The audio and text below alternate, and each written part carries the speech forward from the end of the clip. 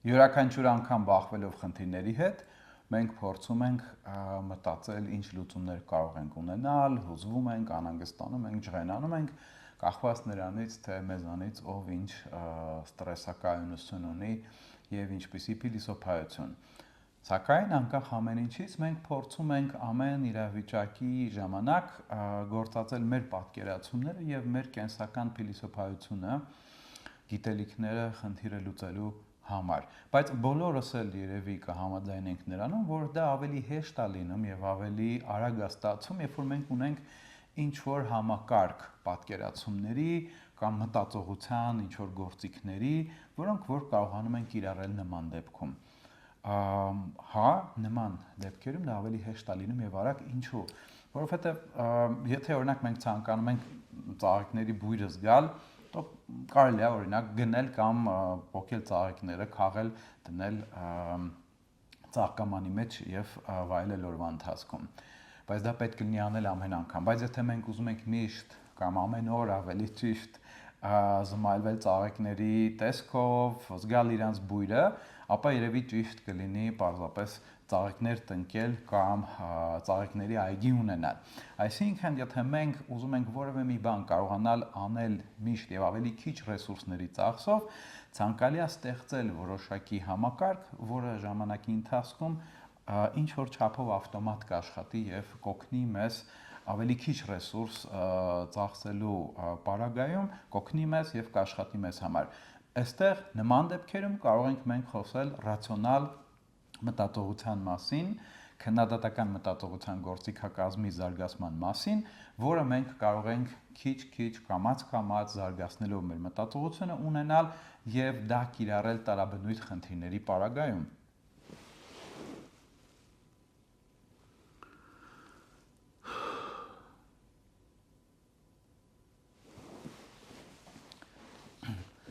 Կոգնիտիվ վարքաբանական թերապիայի շրջանակներում մենք դա անում ենք կոգնիտիվ տեխնիկաների միջոցով,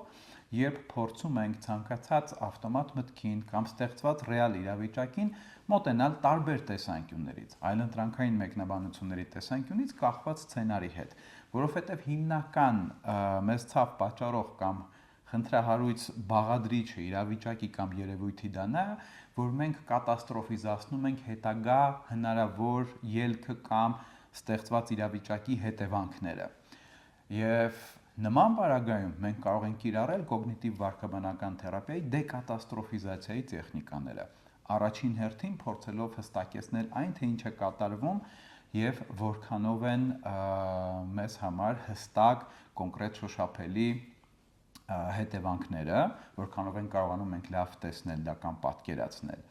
Հետո փորձել առանձնացնել, որ լավ, սա հավանաբար այս ամենաառաջինը, որ եկավ մեր մտքին, հետևանքների մասով, սա գուցե ամենավատ սցենարն է,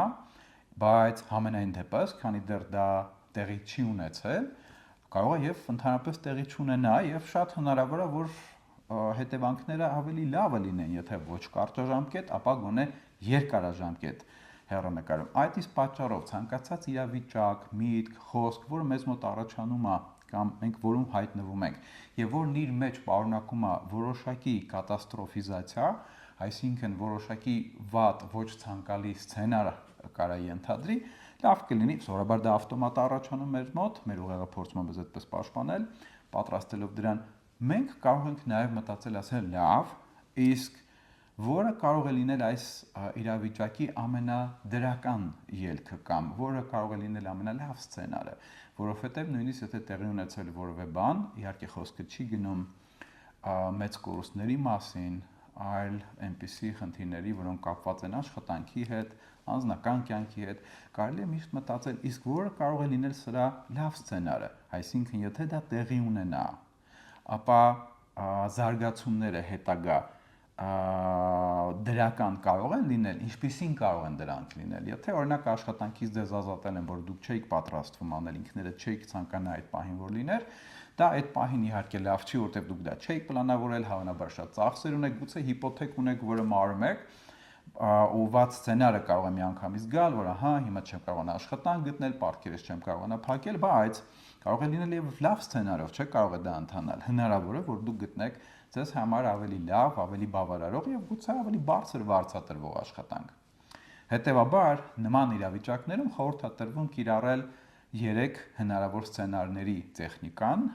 դեկատաստրոֆիզացիայի շրջանակներում, որտեղ կարող եք ինքներդ ձեզ հարցնել ասել լավ,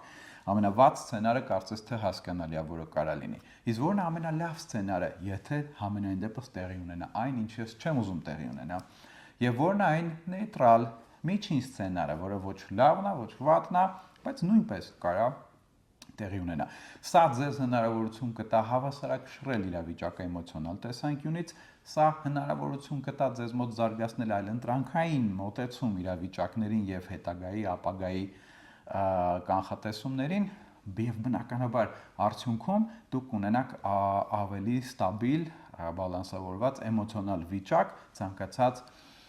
հիմնականում ցանկացած խնդրի նկատմամբ։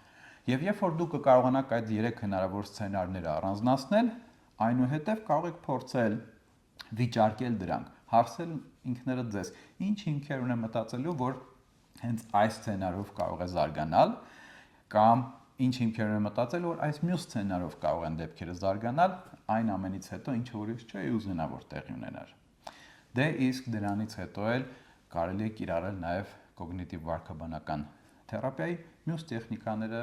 ինչպիսիք են օրինակ լուծումակենտրոն մոտեցումը, երբ որ մենք ինքներս մեզ հարցնում ենք, թե լավ, ինչ կարող ենք անել նման իրավիճակում, որպեսզի դա տեղի չունենա, եւ ինչ կարող ենք անել, երբ որ դա տեղի ունենա։